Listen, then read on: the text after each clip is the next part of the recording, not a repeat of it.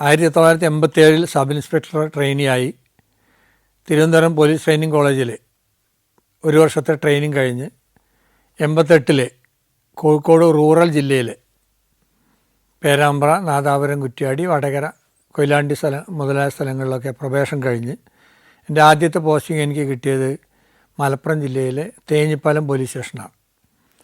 അത് 89 അവിടെ SHO ആയി ചാർജ് എടുത്ത് തേഞ്ഞിപ്പാലം പോലീസ് സ്റ്റേഷൻ്റെ പരിധിയിലാണ് കാലിക്കറ്റ് യൂണിവേഴ്സിറ്റി ഉള്ളത്. പ്രധാനപ്പെട്ട അവിടുത്തെ ജോലി എന്ന് പറയുന്നത് യൂണിവേഴ്സിറ്റിയിലെ സിൻഡിക്കേറ്റ്, സെനറ്റ്, അതുപോലെ വിദ്യാർത്ഥി പ്രക്ഷോഭങ്ങൾ മുതലായ ഇഷ്യൂസാണ്, ലോ ആൻഡ് ഓർഡർ ഇഷ്യൂസാണ്. അതുകൂടാതെ മലപ്പുറം ജില്ലയുടെ ബോർഡർ, കോഴിക്കോടിൻ്റെയും മലപ്പുറത്തിൻ്റെയും കൂടെ അതിർത്തി പങ്കിടുന്ന സ്ഥലം എന്നുള്ള നിലക്ക് VIP വരുമ്പോൾ എസ്കോട്ട് പോകുക എന്നുള്ള ഒരു ജോലിയും, അതാണ് പ്രധാനപ്പെട്ട ജോലി ഉണ്ടായിരുന്നത്. തേഞ്ഞിപ്പാലം പോലീസ് സ്റ്റേഷനിൽ ചാർജ് എടുത്ത് ഒരു മാസം കഴിഞ്ഞതിന് ശേഷമാണ് ഞാൻ ഭാര്യയെ ക്വാർട്ടേഴ്സിലേക്ക് കൊണ്ടുവന്നത്.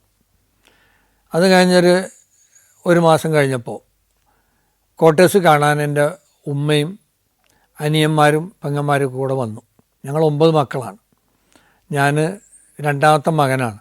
ആ ദിവസം ഉമ്മ വരും എന്ന് എനിക്ക് മുൻകൂട്ടി അറിയാം. പക്ഷെ അന്ന് സിൻഡിക്കേറ്റ് മീറ്റിംഗാണ്.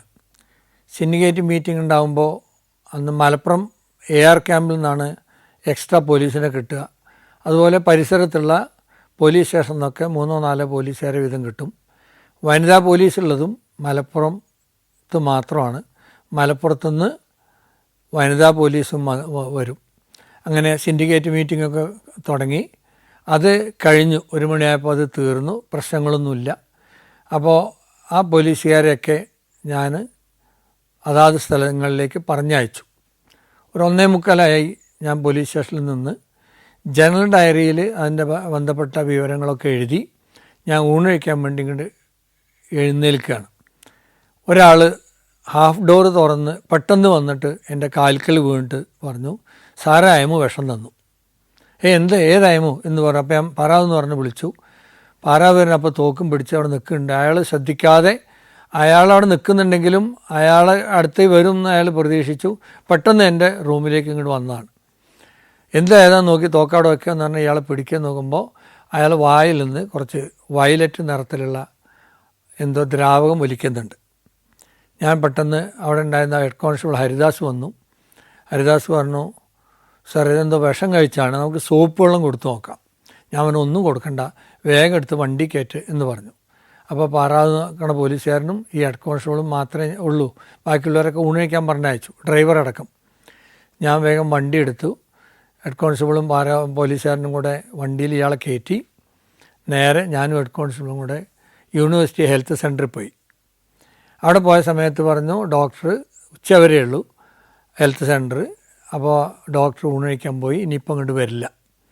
ഞാൻ നേരെ വയർലെസ്സിൽ, അന്ന് എല്ലാ പോലീസ് സ്റ്റേഷനിലും വയർലെസ് ഇല്ല വണ്ടികളിൽ, ഞാൻ തിരങ്ങാടി പോലീസ് സ്റ്റേഷനിൽ അറിയിച്ചു, ഇങ്ങനെ ഒരാൾ വരുന്നുണ്ട്, വിഷം കഴിച്ചതാണ്, ആശുപത്രിയിലൊന്ന് പറയണം, ഡോക്ടർമാരോടൊന്ന് അലർട്ടായിരിക്കാൻ പറയണം എന്ന് പറഞ്ഞു. Tirangadi police station taluk head quarter ആയതുകൊണ്ട് ഉച്ചയ്ക്ക് ശേഷം ഡോക്ടർമാരുണ്ടാവും. അപ്പോൾ ഞാനങ്ങനെ നേരെ ഇയാളെയും കൊണ്ട് ഞാൻ തന്നെ വണ്ടി ഓടിച്ച് തിരങ്ങാടി ആശുപത്രിയിൽ, ഗവൺമെൻറ് ആശുപത്രിയിലെത്തി. അവിടെ എത്തിച്ച് കാഷ്വാലിറ്റി കിടത്തി. ഡോക്ടർ വന്നിട്ട് നോക്കിയിട്ട് പറഞ്ഞു, ബന്ധുക്കളെ അറിയിച്ചോ, 5 മിനിറ്റ് ഇയാൾ ജീവിച്ചിരിക്കുള്ളൂ. 5 മിനിറ്റ് അയാൾ ജീവിച്ചിരിക്കുള്ളൂ എന്ന് പറഞ്ഞപ്പോൾ ഞങ്ങളാകെ പെട്ടെന്ന് സ്റ്റണ്ടായി. എന്ത് ചെയ്യും എന്നറിയാതെ. എൻ്റെ ആദ്യത്തെ പോലീസ് സ്റ്റേഷനാണ്, ആദ്യത്തെ അനുഭവമാണ്. ഞാൻ നേരെ തിരങ്ങാടി പോലീസ് സ്റ്റേഷനിലേക്ക് വന്ന് വയർലെസ്സിലൂടെ CIയും DSP അറിയിക്കാമെന്ന് കരുതി. അന്ന് തിരങ്ങാടി CI സതീശൻ എന്ന് പറഞ്ഞ സാറായിരുന്നു. അദ്ദേഹം ലീവാണ്. പകരം മലപ്പുറം CI വേണുഗോപാൽ സാറിനാണ് ചാർജ്. അദ്ദേഹത്തെ അറിയിച്ചു. അദ്ദേഹത്തെ ഫോണിൽ വിളിച്ചപ്പോൾ കിട്ടിയില്ല.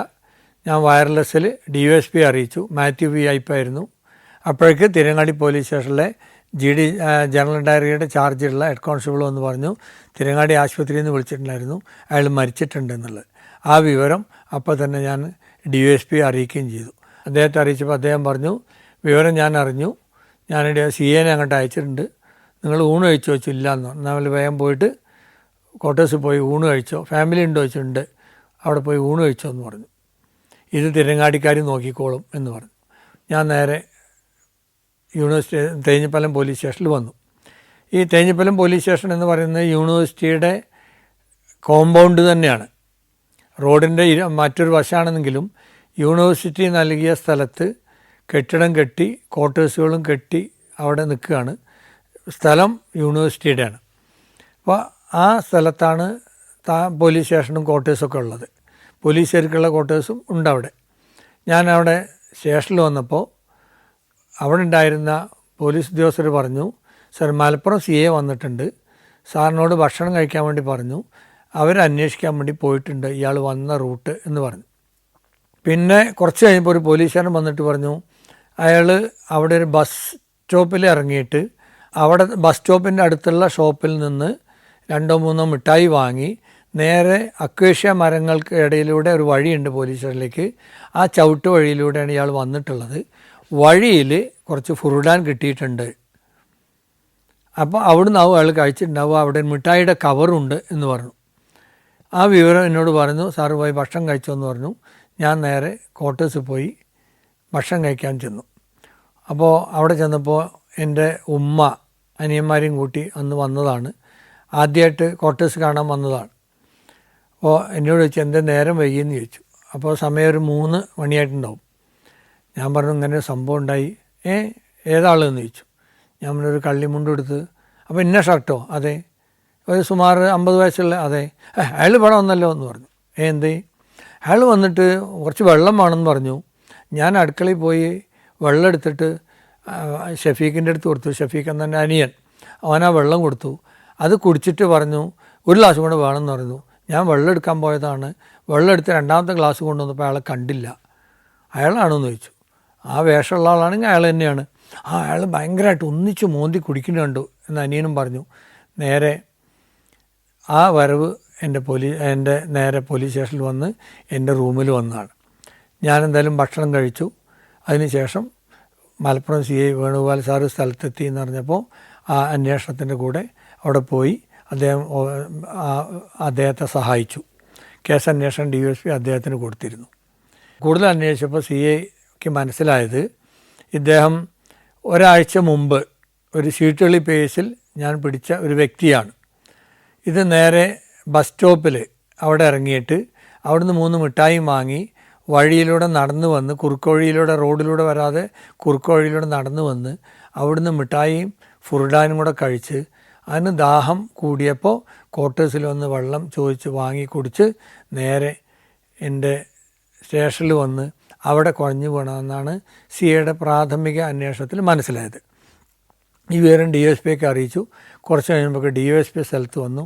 DSP വെച്ച് ഇയാളെ അറിയുമെന്ന് ഞാൻ സാർ അറിയാം, ഇയാളെ അഡ്രസ്സ് ഇന്നതാണെന്ന്. അപ്പോഴേക്ക് പോലീസുകാർ CAയുടെ കൂടെ വന്ന പോലീസുകാർ കുറച്ച് അന്വേഷിച്ചു. ഫയൽ പറഞ്ഞപ്പോൾ ഒന്ന് ഇന്ന ആളാണ്, കേസ് എടുത്തിട്ടുണ്ടായിരുന്നു, ചെറിയ ചീട്ടുകളിയായിരുന്നു, ചീട്ടുകളിച്ചതിന് അയാളെ നമ്മൾ ജാമ്യം കൊടുത്ത് വിട്ടിട്ടുണ്ട് എന്ന് പറഞ്ഞു. കുറച്ച് കഴിയുന്നാൽ ശരി, CA അത് അന്വേഷിച്ചോളും, നിങ്ങൾ റെസ്റ്റ് എടുത്തോ, നിങ്ങൾ കൂടുതൽ ടെൻഷനൊന്നും അടിക്കേണ്ട എന്ന് എന്നോട് പറഞ്ഞു. വൈകിട്ട് ഒരു 6:30 മണിയായപ്പോൾ ഒരു 4-5 ആളുകൾ വന്ന് DSPക്ക് ഒരു പരാതി കൊടുത്തു. ആ പരാതിയിൽ എഴുതിയിട്ടുള്ളത്, ഞാൻ ഒരാഴ്ച മുമ്പ് ഇയാളെ ചീട്ടുകളി കേസിൽ അറസ്റ്റ് ചെയ്തിട്ടുണ്ട്, വീണ്ടും അയാളെ പിടിച്ച് കൊണ്ടുവന്ന് മർദ്ദിച്ച് ബലമായി വായിൽ ഫുർഡാൻ ഒഴിച്ചു കൊടുത്തതാണ്. അപ്പം ഞാനാണ് അതിൽ കുറ്റവാളി, ഞാൻ അയാളെ കൊന്നതാണ് എന്നുള്ള രീതിയിൽ ഒരു പരാതി കൊടുത്തു. ആ പരാതി പിന്നീട് CA തന്നെ അന്വേഷിച്ചു. തിരങ്ങാടി CA പിറ്റേ ദിവസം വന്നു. KV സതീശൻ എന്ന CA ആയിരുന്നു. ആ CA വന്നു, ആ കേസ് അന്വേഷിച്ചു. കേസ് അന്വേഷിച്ചുകൊണ്ടിരിക്കുമ്പോൾ അവർ പിന്നീട് അത് ക്രൈംബ്രാഞ്ചിനെ കൊണ്ട് അന്വേഷിക്കണമെന്ന് പറഞ്ഞു. ക്രൈംബ്രാഞ്ച് അന്വേഷിക്കാൻ വേണ്ടി പിന്നെ അത് ഓർഡറായി. എന്നാലും പ്രത്യേകിച്ച് അതിൽ കൂടുതൽ വസ്തുതകളൊന്നും ഇല്ല എന്നുള്ളതുകൊണ്ട് കൂടുതൽ രാഷ്ട്രീയ പാർട്ടികളും ബാക്കിയൊന്നും ചെറിയ ചെറിയ സമരങ്ങളും ബാക്കിയൊക്കെ നടത്തിയെന്നല്ലാതെ കൂടുതൽ വലിയൊരു സമരങ്ങൾക്കൊന്നും അതിന് വേദി അവരുണ്ടാക്കിയില്ല. പിന്നീട് അത് അന്വേഷിച്ചു, ക്രൈംബ്രാഞ്ച് അന്വേഷിച്ചപ്പോൾ ഞാൻ അതിൽ പ്രതിയായ പോലെയാണ് ക്രൈംബ്രാഞ്ച് അത് അന്വേഷിച്ചത്. 7 കൊല്ലം അങ്ങനെ കൊലപാതക ശ്രമ കേസിൽ ഞാൻ പ്രതിയാണ് അല്ല എന്നുള്ള രീതിയിൽ മുമ്പോട്ട് പോയി. അതിൽ അന്ന് ഈ മരണപ്പെട്ട ആൾ പറഞ്ഞ അയമ്മു എന്ന് പറഞ്ഞ ആളും, അയമ്മു വിഷം തന്നു എന്നാണ് പറഞ്ഞിരുന്നത്. അയമ്മുവിനെയൊക്കെ ചോദ്യം ചെയ്തു. മറ്റ് സാക്ഷികളെയും അയൽവാസികളെയും ഒക്കെ വിശദമായൊക്കെ ചോദ്യം ചെയ്തു. ചോദ്യം ചെയ്തതിന് ശേഷം ആ ക്രൈംബ്രാഞ്ചിന് മനസ്സിലായത് അയമ്മു എന്നുള്ള ആളുമായിട്ട് ഇയാൾക്കൊരു വിരോധമുണ്ട്. ആ വിരോധം എന്നുള്ളത് വ്യക്തിവിരോധമാണ്. അത് എന്തോ തൊട്ട അയൽവാസി ആയതുകൊണ്ട് ആ അയൽവാസികൾക്ക് നിരക്കാത്ത രീതിയിലുള്ള ഒരു സ്വഭാവ ദൂഷ്യം ഇയാൾ കാണിച്ചു എന്ന് പൊതുവെ സംസാരം വരികയും ഈ മരണപ്പെട്ട ആളുടെ കുടുംബത്തിൽ നിന്ന് തന്നെ അയാളെ വിളിച്ചിട്ട് നിങ്ങളത് മേലിൽ ചെയ്യരുത്, നിങ്ങളെ മക്കളെയൊക്കെ കല്യാണം കഴിച്ച് അയച്ചതല്ലേ, ഇത്ര പ്രായമായില്ലേ എന്നൊക്കെ പറഞ്ഞ് താക്കീത് ചെയ്തിട്ടുണ്ട്. അങ്ങനെ താക്കീത് ചെയ്തപ്പോൾ അയാൾക്കൊരു ജാള്യത തോന്നി. അപ്പം ഇതിനൊക്കെ കാരണം അയമ്മു അല്ലേ എന്നൊരു തോന്നലാണ്. അയമ്മുവിൻ്റെ വീട്ടിലേക്കുള്ള എന്തോ പ്രശ്നമാണ് ഇയാളുമായിട്ടുണ്ടായത്. അത് ഒരു വ്യക്തിക്ക് നിരക്കാത്ത രീതിയാണെന്നുള്ളതുകൊണ്ട് മക്കളെ കല്യാണം കഴിച്ച ആളുകളൊക്കെ ഇയാൾ അതിൽ മോശക്കാരനാണെന്ന് ചിത്രീകരിച്ചു. അത് അയാൾക്ക് മാനസികമായിട്ട് വലിയ സങ്കടം തോന്നി. അതുകൊണ്ട് ഞാൻ അങ്ങനെ മരിക്കുകയാണെങ്കിൽ ഒരാളെ ഒന്ന് കൊടുക്കാം എന്ന് കരുതിയിട്ട് അയമ്മുവിൻ്റെ പേര് പറഞ്ഞതാണ് എന്ന് ആണ് ക്രൈംബ്രാഞ്ച് കണ്ടെത്തിയത്. ഞാൻ വിഷം കൊടുത്തിട്ടില്ല എന്നും അയമ്മു വിഷം കൊടുത്തിട്ടില്ല എന്നും ഒക്കെ ക്രൈംബ്രാഞ്ച് കണ്ടെത്തി. അവസാനം ആ നിഗമനത്തിലെത്തി. അതൊരു അസ്വാഭാവിക മരണം, അതായത് സ്വയം വിഷം കഴിക്കുകയും പിന്നീട് അയമ്മുവിനെ പേര് പറയുകയും എന്നാൽ ബന്ധുക്കൾ അത് SI ആയ എന്നെ പേര് ചേർക്കുകയൊക്കെ ചെയ്തതാണ് എന്നുള്ള ഒരു നിഗമനത്തിൽ ക്രൈംബ്രാഞ്ച് എത്തി ആ കേസ് ക്ലോസ് ചെയ്യുകയാണ് ചെയ്തത്. അങ്ങനെ സർവീസിൽ കയറി ആദ്യത്തെ കൊല്ലം എന്ന് പറഞ്ഞാൽ ആദ്യം SHO ആയിട്ട് ചാർജ് എടുത്ത വർഷം, ട്രെയിനിങ്ങും പ്രായോഗിക പരിശീലനമൊക്കെ കഴിഞ്ഞ് ചാർജ് എടുത്ത വർഷം എൻ്റെ ഉമ്മ 9 മക്കളുണ്ട് ഞങ്ങൾ. അത് രണ്ടാമത്തെ മകനാണ് ഞാൻ. രണ്ടാമത്തെ മകന് ജോലി കിട്ടി. ആ ക്വാർട്ടേഴ്സ് കാണാൻ വന്ന സന്തോഷത്തിൽ ഉമ്മയുടെ കയ്യിൽ നിന്ന് ഉമ്മ എടുത്ത വെള്ളം എൻ്റെ അനിയനിലൂടെ കുടിച്ച് ഒരാൾ മരണപ്പെട്ടു എന്നാണ്. മരണമൊഴികൾ 100% വിശ്വസിക്കണം എന്ന് നമ്മൾ ഇന്ത്യൻ എവിഡൻസ് ആക്ട് പറയുന്നുണ്ട്. അത് 99% വിശ്വസിച്ചാൽ മതി എന്നാണ് എൻ്റെ വ്യക്തിപരമായ ഈ ഒരു എക്സ്പീരിയൻസ് കൊണ്ടുള്ള എൻ്റെ അഭിപ്രായം. Alaska, Romania, Austria, Slovakia, Phuket 5 രാജ്യങ്ങളിൽ നിന്നുള്ള അപൂർവ സുന്ദരമായ അനേകം കാഴ്ചകൾ ഫുൾ HDയിലുള്ള ഈ അപൂർവ ദൃശ്യയാത്രാ വിവരണ ശേഖരം സ്വന്തമാക്കാൻ 99544422 എന്ന നമ്പറിലേക്ക് സഞ്ചാരം എന്ന് SMS ചെയ്യൂ. 1996 ഞാൻ നിലമ്പൂർ SI ആണ്. അന്ന് നിലമ്പൂർ CI ആയിട്ട് സലീം രാജ് എന്നുള്ള ഒരു CI ചാർജ് എടുത്തു. അദ്ദേഹം ചാർജ് എടുത്തതിൻ്റെ 15 ദിവസം കഴിഞ്ഞപ്പോൾ എടക്കര പോലീസ് സ്റ്റേഷൻ പരിധിയിൽ നിലമ്പൂർ സർക്കിളിൻ്റെ കീഴിൽ നിലമ്പൂർ, എടക്കര, വഴിക്കടവ് 3 പോലീസ് സ്റ്റേഷനാണ് അന്നുണ്ടായിരുന്നത്. പൂക്കോട്ടും പാടവും പോത്തുകല്ലും അന്നില്ല. എടക്കര പോലീസ് സ്റ്റേഷൻ ലിമിറ്റിൽ പെട്ട ഒരു സ്ഥലത്ത് ഒരു വ്യക്തി മലയുടെ മുകളിൽ മരിച്ചു കിടക്കുന്നതായിട്ട് വിവരം കിട്ടി. CI കോട്ടയത്തുകാരനാണ്. ഏരിയ പരിചയമില്ലാത്തതുകൊണ്ട് എന്നെയും കൂടെ കൂട്ടി പോകണം എന്ന് പറഞ്ഞ് ഞങ്ങൾ ഒരുമിച്ച് പോയി. അതിന് എടക്കര പോലീസ് സ്റ്റേഷനിൽ കേസ് രജിസ്റ്റർ ചെയ്തിട്ടുണ്ടായിരുന്നു അസ്വാഭാവിക മരണത്തിന്. ഞങ്ങൾ CIയുടെ കൂടെ ഞാനും കൂടെ ഒരുമിച്ച് പോയി. ഫോറസ്റ്റ് വാച്ചറേയും കൂടെ കൂട്ടി നേരെ സംഭവ സ്ഥലത്തേക്ക് പോയി. ഫോറസ്റ്റ് ഏരിയയാണ്. നമുക്കത് മാസ്റ്ററൊക്കെ ഉണ്ടാക്കുമ്പോൾ ദിശ ഏത് ഏരിയ എന്നൊക്കെ തിരിച്ചറിയണമെങ്കിൽ ഈ വാച്ചറുടെ സാന്നിധ്യം ആവശ്യമാണ്. ഏത് ഫോറസ്റ്റാണ്, ഏത് ബീറ്റിൻ്റെ കീഴിലാണെന്നൊക്കെയാണ് ഫോറസ്റ്റ് ആകുമ്പോൾ എഴുതുക.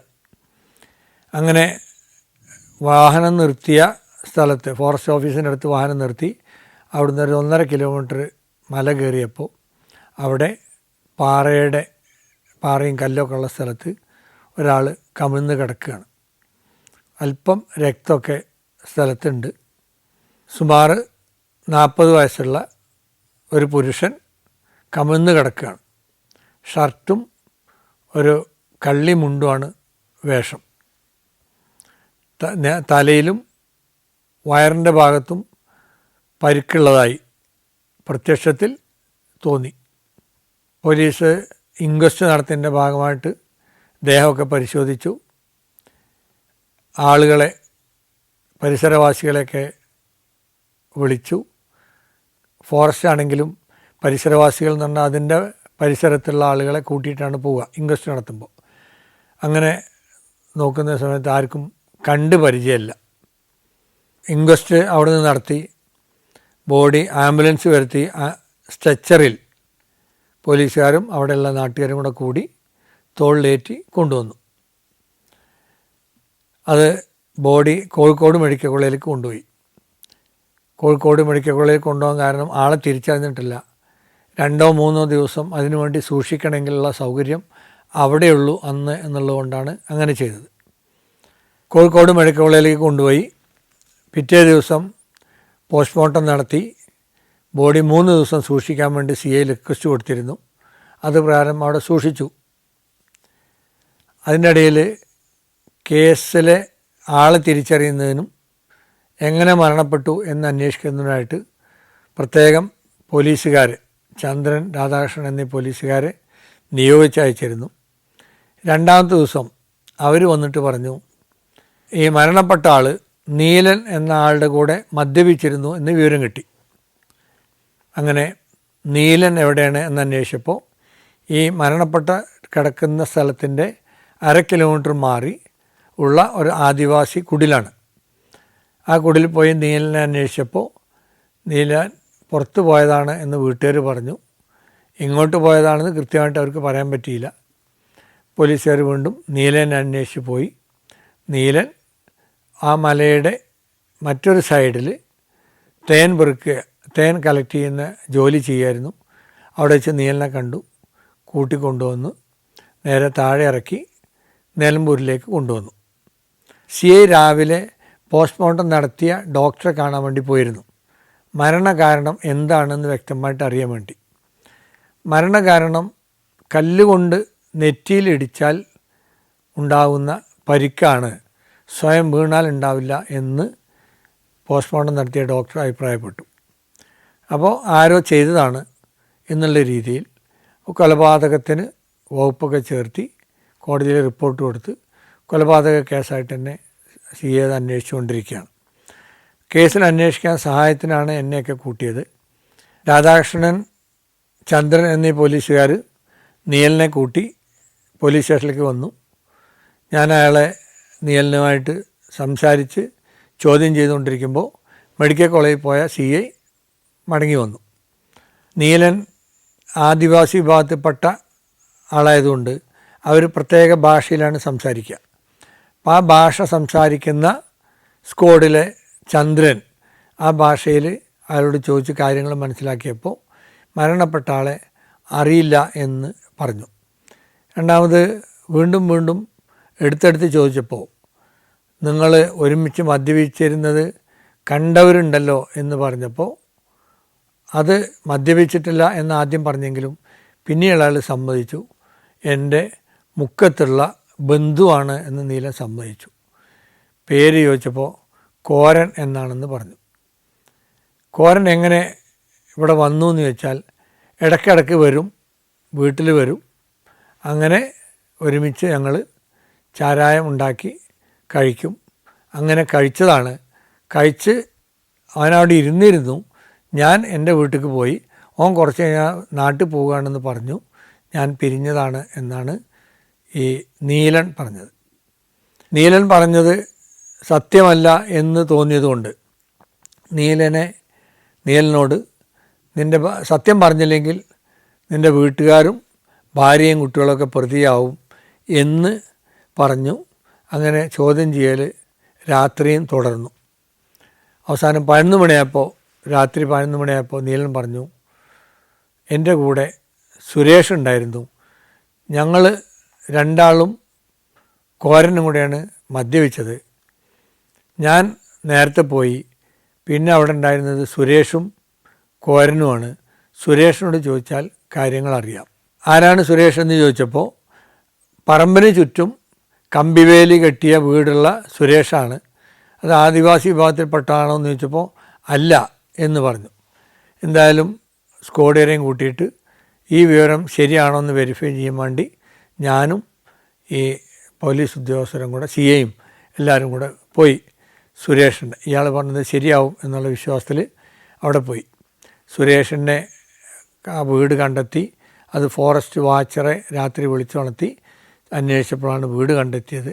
മലയുടെ മുകളിലായതുകൊണ്ട് 1 ഏക്കർ സ്ഥലമുണ്ട്. കൃഷി ചെയ്ത് ഉപജീവനം നടത്തുന്നു. ചുറ്റുമുള്ള വേലിയിൽ പന്നികൾ കയറാതിരിക്കാൻ വേണ്ടി, പന്നി ശല്യം ഉള്ളതുകൊണ്ട് കയറാതിരിക്കാൻ വേണ്ടി ഷോക്ക് അടിപ്പിക്കാനുള്ള സാധനങ്ങൾ ഉണ്ടാവും എന്ന് പറഞ്ഞു. അതുകൊണ്ട് അത് ഡിസ്കണക്റ്റ് ചെയ്യാനുള്ള മാർഗം മാർഗത്തിന് വേണ്ടി വാച്ചറേയും കൂട്ടിയിട്ടാണ് അങ്ങോട്ട് പോയത്. അങ്ങനെ പോയി വീട് മുട്ടിയപ്പോൾ സുരേഷ് വാതിൽ തുറന്നു. എന്താണ് സാർ എന്ന് ചോദിച്ചു. കാര്യങ്ങൾ ഇന്നതാണ്, നീയും ഇന്നതുണ്ടായിരുന്നു പറഞ്ഞു. സുരേഷ് പറഞ്ഞു, ഞാൻ മദ്യപിക്കാറില്ല, ഞാൻ നീലിനെ കണ്ടിട്ടും കുറേ, നീലിനെ അറിയാം, പക്ഷെ നീലിനെ കണ്ടിട്ട് കുറേ ദിവസങ്ങളായി, അതുകൊണ്ട് ഞാനത് മറ്റേ ഞാൻ കണ്ടിട്ടില്ല, എനിക്കറിയില്ല എന്നാണ് പറഞ്ഞത്. എങ്കിലും അത് എത്രത്തോളം ശരിയാണെന്ന് അറിയാത്തതുകൊണ്ട് സുരേഷിനോട് രാത്രി തന്നെ കൂടെ വരാൻ വേണ്ടി പറഞ്ഞു. ഭാര്യയും മക്കളൊക്കെ കരച്ചിലൊക്കെ ആയെങ്കിലും ഒരു കൊലപാതക കേസിൻ്റെ അന്വേഷണം എന്നുള്ള നിലക്ക് ഒരു പ്രതിയിൽ നിന്ന് കിട്ടിയ ഇൻഫർമേഷൻ അത് വെരിഫൈ ചെയ്യുന്നതിന് താമസം വന്നാൽ അത് കൂടുതൽ ദോഷകരമാവുന്നുള്ളതുകൊണ്ട് സുരേഷിനെയും കൂട്ടി പോവുകയാണ്. നേരെ നിലമ്പൂർ പോലീസ് സ്റ്റേഷനിൽ വന്നു. നിലമ്പൂർ പോലീസ് സ്റ്റേഷനിൽ വന്നു നീലനെയും സുരേഷിനെയും ഒരുമിച്ചിരുത്തി ചോദ്യം ചെയ്തു. നീലൻ പറയുന്നത് സുരേഷും നീലനും മരണപ്പെട്ട കോരനും ഒരുമിച്ചിരുന്ന് മദ്യപിച്ചിട്ടുണ്ടെന്നാണ്. സുരേഷ് പറയുന്നു അടുത്ത കാലത്തൊന്നും മദ്യപിച്ചിട്ടില്ല, കോരൻ അറിയേ ഇല്ല എന്നാണ് പറഞ്ഞത്. നീലൻ പിന്നെയും ആവർത്തിക്കും സുരേഷ് ഉണ്ടായിരുന്നു എന്ന്. അവസാനം രണ്ടുപേരെയും മാറ്റി മാറ്റി നിർത്തി ചോദിച്ചിട്ടും യാതൊരു പോയിൻറ്റും കിട്ടിയില്ല. അവസാനം സുരേഷ് അന്ന് രാവിലെ രാവിലെ മുതൽ എന്തൊക്കെ കാര്യങ്ങൾ ചെയ്തു എന്ന കാര്യങ്ങൾ എഴുതിയെടുത്തു. അതുപോലെ നീലൻ എന്തൊക്കെ കാര്യങ്ങൾ എഴുന്നേറ്റിട്ട് ഏതൊക്കെ കാര്യങ്ങൾ ചെയ്തു എന്നോരോ പോയിൻ്റ് വൈസ് എഴുതിയെടുത്ത സമയത്ത് അത് പിന്നെ പിറ്റേ ദിവസം വെരിഫൈ ചെയ്യാൻ വേണ്ടിയിട്ട് പോലീസുകാരെ വിട്ടു. രണ്ടാളെയും പോലീസ് സ്റ്റേഷനിൽ നിർത്തിയിട്ട് വെരിഫൈ ചെയ്യാണ്. വെരിഫൈ ചെയ്തപ്പോൾ സുരേഷ് പറഞ്ഞത് ശരിയാണെന്ന് മനസ്സിലായി. നീലൻ്റെ കൂടെ മദ്യപിക്കാനോ കോരനെ കണ്ടിട്ടോ ഇല്ല, നീലൻ അത് കളവ് പറയുകയാണെന്ന് മനസ്സിലായി. എന്തായാലും വൈകുന്നേരം സുരേഷിനെ വിടാം എന്ന് കരുതി നീലനെ വീണ്ടും ചോദിച്ചു. എൻ്റെ ഭാര്യയും കുട്ടികളെ കൊണ്ടുവരും എന്നൊക്കെ പറഞ്ഞ് വണ്ടി അയക്കാനൊക്കെ നിന്നപ്പോൾ നീലൻ പറഞ്ഞു, ഇല്ല ഞാൻ പറയാം, ഭാര്യയും കുട്ടികളെ ആക്കണ്ട, ഞാൻ പറയാം, ഞാൻ ഒറ്റക്കാണ് ചെയ്തത്. എന്താണ് ചെയ്തതെന്ന് ചോദിച്ചപ്പോൾ പരസ്പരം അവർ തമ്മിൽ മദ്യപിച്ചപ്പോൾ അവസാനം കുറച്ചുണ്ടായിരുന്നു, അത് നീലനെടുത്തപ്പോൾ ഇവൻ അത് പിടിച്ചു വാങ്ങാൻ നിന്നു. പിടിച്ചു വാങ്ങിയപ്പോൾ പിടിവലിയായി. അപ്പോൾ അടുത്തുണ്ടായിരുന്ന ഒരു കല്ലെടുത്തിട്ട് തലയ്ക്ക് നീലൻ കല്ലുകൊണ്ട് അടിച്ചതാണ്. നെറ്റിയിൽ കൊണ്ട് ഇൻറ്റേർണൽ ബ്ലീഡിങ് വന്നു. അവനവിടെ കടന്നു. പേടിച്ചിട്ട് നീലൻ നേരെ അങ്ങോട്ട് പോയി കല്ലവിടെ ഇട്ടു. സുരേഷിനെ പിന്നെ എന്തിനാ പറഞ്ഞതെന്ന് ചോദിച്ചപ്പോൾ ആദിവാസി വിഭാഗത്തിൽ പെടാത്ത ഒരാളെയും കൂടെ കൂട്ടി അതിൽ പറഞ്ഞു കഴിഞ്ഞാൽ ആദിവാസി വിഭാഗത്തിൻ്റെ ആളുകൾക്ക് ശിക്ഷ കുറയുകയും മറ്റുള്ളവർക്ക് ശിക്ഷ കൂടുതലും കിട്ടും. കാരണം ആദിവാസികൾ ആ രീതിയിലുള്ളതാണ് എന്നുള്ളതുകൊണ്ട്, അതുകൊണ്ട് എങ്ങനെയെങ്കിലും ശിക്ഷ കുറയട്ടെ എന്ന് കരുതി ഒറ്റയ്ക്ക് കുറ്റം ചാർത്തിപ്പെടണ്ട എന്ന് കരുതിയിട്ട് ഞാൻ പറഞ്ഞതാണ് എന്ന് നീലൻ പറഞ്ഞു. അങ്ങനെ ഇയാളുടെ അഡ്രസ്സും ബാക്കിയൊക്കെ കളക്ട് ചെയ്ത് അയാളെ ബന്ധുക്കളെ വിളിച്ച് കോഴിക്കോട് മെഡിക്കൽ കോളേജിൽ പോയി ബോഡി തിരിച്ചറിഞ്ഞ് പിന്നീട് അത് മറവ് ചെയ്യാനുള്ള കാര്യങ്ങളൊക്കെ പിന്നീടാണ് അത് ചെയ്തത്. ഈ നീലനെ CA പിന്നീട് അത് അറസ്റ്റ് ചെയ്ത് സുരേഷിനെ പിന്നീട് ഒരു ബന്ധുക്കളെ വിളിച്ചു വിട്ടു. അപ്പോൾ 1.5 ദിവസം കസ്റ്റഡിയിലുണ്ടായിരുന്നു. അവസാനം പഞ്ചായത്ത് പ്രസിഡൻറ്റിനെയൊക്കെ വിളിച്ചിട്ട് പറഞ്ഞു, ഇങ്ങനെയാണ് 24 മണിക്കൂറിലധികം കസ്റ്റഡിയിൽ വെച്ചിട്ടുണ്ട്, പരാതികൾ എന്തെങ്കിലും ഉണ്ടെങ്കിൽ മുൻകൂട്ടി പറയണം, അങ്ങനെയാണ് ഇപ്പോൾ തന്നെ കോടതിയിൽ ഹാജരാക്കും, ഇല്ലെങ്കിൽ വിട്ടുതരാമെന്നൊക്കെ പറഞ്ഞ് അവർ ബന്ധുക്കളെ ഒക്കെ നല്ല വാക്ക് പറഞ്ഞ് അവരെ പറഞ്ഞു വിടുകയാണ് ചെയ്തത്. അപ്പോൾ ഇവിടെയും ഒരു ആൾ കുറ്റം ചെയ്തു എന്ന് പറഞ്ഞപ്പോൾ പോലീസിൻ്റെ അന്വേഷണത്തെ വഴിതെറ്റിക്കാനാണ് നീലൻ എന്ന പ്രതി ശ്രമിച്ചത്. വിദ്യാഭ്യാസമോ വിവരമോ ഒന്നും ഇല്ലെങ്കിലും ഇക്കാര്യത്തിൽ എല്ലാവരും സമന്മാരാണ്, മിടുമിടുക്കന്മാരാണ്. ഈ ദിശ മാറ്റുന്നതിന് അല്ലെങ്കിൽ ഒരു വസ്തുതയെ വളച്ചൊടിച്ച് പറയുന്നതിന് എന്നുള്ള ഒരു പാഠമാണ് ഇതെന്ന് പഠിച്ചത്. വിചാരണ സമയത്ത് ഈ മരണപ്പെട്ട കോരൻ്റെ ആളുകൾ കേസ് ഗൗരവതരമായി കാണാതെ അത് സാക്ഷിമൊഴി കൊടുക്കുകയും ബാക്കിയൊക്കെ ചെയ്ത് ശിക്ഷിക്കാൻ തക്ക തെളിവുകൾ ഇല്ല എന്ന് പറഞ്ഞ് കേസ് വിട്ടുപോവുകയാണ് ചെയ്തത്. സംശയാതീതമായി തെളിയിക്കാൻ, ഈ പ്രതിക്കെതിരെയുള്ള കുറ്റം സംശയാതീതമായി തെളിയിക്കാൻ പ്രോസിക്യൂഷന് കഴിഞ്ഞില്ല എന്ന് പറഞ്ഞ് വിട്ടുപോവുകയാണ് ചെയ്തിട്ടുള്ളത്. ജീപ്പിൻ്റെ ലൈറ്റ് ബ്രൈറ്റാക്കി ഇടാൻ ഡ്രൈവറോട് പറഞ്ഞ് നോക്കുന്ന സമയത്ത് ഒരു 6.25 അടി ഹൈറ്റുള്ള ഒരാൾ നടന്നു വരുന്നതായിട്ട് തോന്നി. പെട്ടെന്ന് ഒറ്റ നോട്ടത്തിൽ കണ്ടാൽ പേടി തോന്നുന്ന രീതിയിൽ കൈ, വയറ് എല്ലാം രക്തമൊലിച്ച് വലത് കൈ ആടിക്കളിക്കുന്ന രീതിയിൽ ഇടത് കൈയിൽ ശരീരഭാഗങ്ങളും താങ്ങി നടന്നു വരുന്നത് കണ്ടു.